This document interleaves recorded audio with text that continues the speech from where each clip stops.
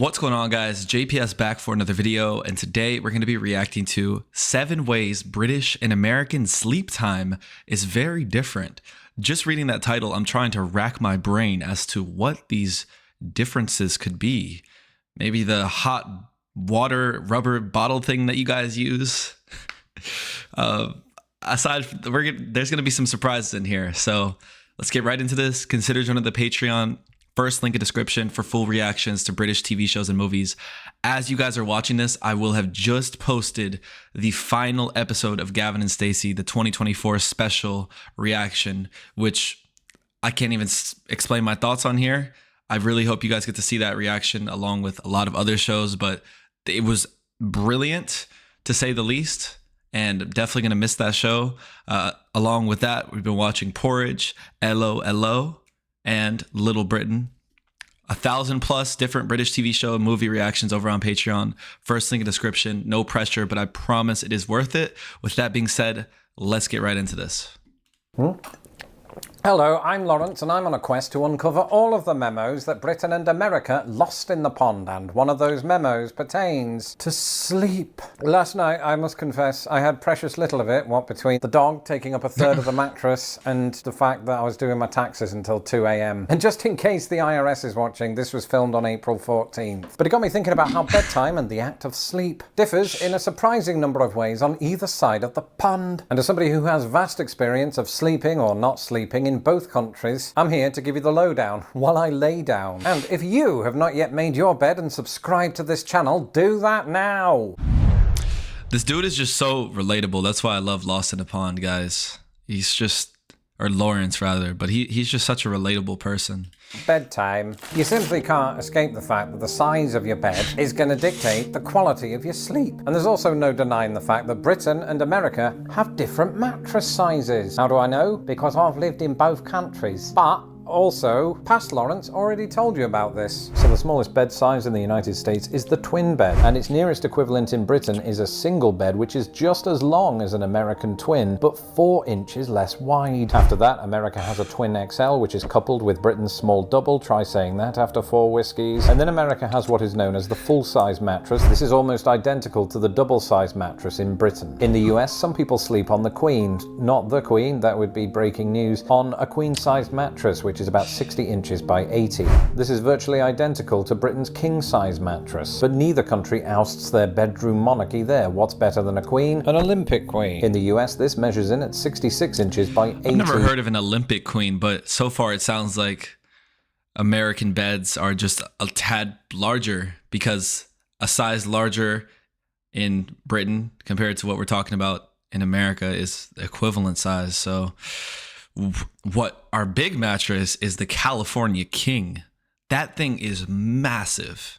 It's just ridiculous. Funnily enough, the nearest equivalent in Britain is called, can you guess what it's called? Can you? It's called a Super King, and it's 72 inches by 78. And so Britain wins, except it doesn't, because America also has a king-size bed that measures 76 by 80. And at this point, Britain's mattresses abdicated the throne, while America's just kept going with the California King at 72 inches by 84, and that's just showing off. Now, being the YouTube sensation that I am, I have a king-size, and thank gosh I do, because if I was in the bed that I had when I was a teenager, either me, my wife, or Arthur would be falling out of the bed, probably all of us actually. So I think that the slightly larger dimensions of American beds are a plus in America's favour. Some Americans that I know, like Scott and Caitlin down the road, wake up at 5 a.m. just to jog, even though they don't have to. And while I can't say that I've embraced jogging, I have embraced something American that helps me function at that time of day: cold brew. Now, these guys are I knew the sponsorship was coming. Link is in my description below. Temperature is crucial to getting a good night's sleep. And I think when you're talking about Britain and America, you have to factor in the seasons. In both countries, you'll find heaters, whether that's central heating through vents like I have in this house, or radiators on the wall like I had in Britain growing up. I've never really had a problem warming the house in winter time. It's really when it starts to get to this time of year, and specifically when it gets to summer. Here in America, obviously air conditioning is is all the rage. It's needed because those summers can get quite hot, sometimes up into the hundreds of degrees Fahrenheit. But in Britain, when you're in a small room with more than one person or a dog or whatever it might be, something that's generating heat, you could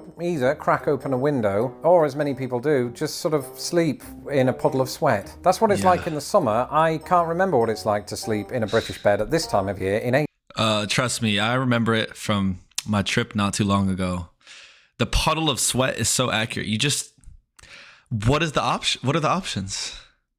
I didn't think I would be able to, but I was able to sleep in those warm conditions. If you're on the top floor of a hostel in a room with like 8 to 10 other people and all you have are fans, they're only going to do so much. So obviously heat waves come and go, but summers are rough trying to sleep when it's hot, man. I know you guys relate to that. But you guys are more environmentally friendly as well. So shout out to you for that, since not every house in Britain is blasting air conditioning. April, so maybe I'll go and find out. Well, I'm supremely jet lagged, partly because I only slept 2 hours on the plane. What a goal. What a goal. So I need to go and find a Costa coffee or a bed, whichever's cheapest. Welcome to our room at the Hayden pub in Notting Hill. Once I've finished gawping in wonder at the layout, this phenomenal bathtub, and these majestic dog portraits, I'm gonna get some sleep. Right now, it's 2:18 a.m. and I'm whispering from the bathroom so that I don't wake up my manager because she was in bed next to me. To be clear, my manager is my wife. Anyway, I can't sleep because even though it's April, sharing such a small bed means that body heat becomes more of a factor. Also, I need to stop whispering now because in UK bedrooms there's no white noise to drown me out. This isn't to say that British people don't find a way to engineer white noise. Ex-footballer Wayne Rooney recently revealed that he sleeps with a hairdryer blowing in his face, perhaps to help him dream of Sir Alex Ferguson. Americans, on the other hand, are all about their white noise. My wife, for example, can't sleep. I literally have a white noise machine by my bedside that I've been using for the past 10 years. I can't sleep without white noise because it started out, there was always a fan blowing, and then that noise put me to sleep. The reason for this is because there are a lot of noises. Like, you know, when you're hearing rustling and stuff, I used to have 2 guinea pigs when I was younger. So they would always be moving around and stuff. So it was impossible to sleep without the fans, with the noise of the fans. And then eventually that led to me just getting a white noise machine because, well, you don't always need, in the wintertime, it's kind of dumb to have fans blowing, which I did for like 2 years. But the white noise is very helpful. Let me know in the comments if you guys use white noise as well. Or if you're weird and use like pink noise or brown noise. Like, I don't even know what those sound. So sleep unless we're playing a fake thunderstorm. For example, can't sleep unless we're playing a fake thunderstorm. No. Or the sound of a train. Or my favourite, the sound of a spaceship. That is on top of the fact that there's an air conditioning unit. So mostly when I sleep, I dream about air. But that, believe it or not, isn't the only way my dreams have changed. But I've noticed in recent years, when I dream about people, they have American accents. Because that's what I hear every day. Now, I don't know if when I was in Britain, they didn't have American accents, because, you know, we are exposed to American TV and film. But I feel like if I was dreaming about my family or friends back in England, they would have had the right accents. On some level, I suppose this is in line with studies that show that people who speak multiple languages often dream in more than one. For me, those languages are English and American English. But now I dream about either American people who are real in my life or American people who are made up, or scary Russians. Something that I noticed after living here for a while is that many, not all, but many Americans don't know what a hot water bottle is. What's a hot water bottle, Lawrence? It's basically exactly as it sounds. It's a bottle that you fill up with hot water and you stick in your bed to keep the inside of the bed warm, even though you have radiators. And I had one of these growing up, and I think, having read Reddit, they are fairly ubiquitous still in the UK to this day. In America, they seem to be associated with 2 things. One, the past. In other words, they used to be used quite a lot but aren't anymore. And 2, as a sort of heating pad. If you've got like swelling, they might be used in that capacity. I don't think I've seen one in the entire time I've lived in this country. I've also not needed one, to be fair. And if someone has a heating pad, it's an electric plug-in flat heating pad that they bought on Amazon. everything's Amazon in the United States. So hot water bottles are few and far in between. But let's see if Reddit is correct. Lawrence in Britain, over to you. Well, I just randomly walked into a Boots and lo and behold, found 3 different types of water bottle. I opted for the blue one because the other 2 made me think of sheep and prisons. Facts, though.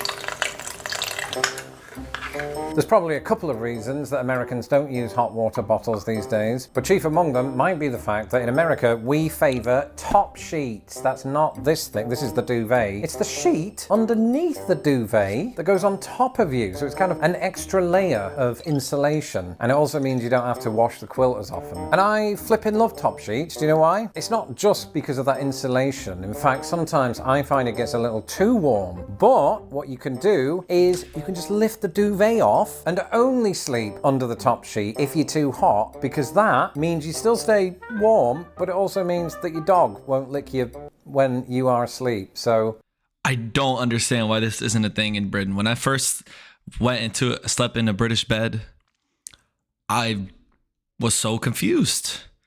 Why is there one massive cover, the duvet, and nothing else?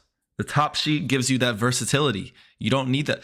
In the summertime, am I really going to use a duvet? Hell no, there's not even air conditioning. I might as well just sleep naked with nothing on because it's hot as hell in there.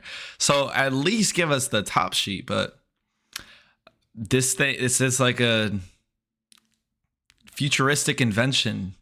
Maybe it looms on the horizon in the UK, but it's not there right now. And I don't understand why.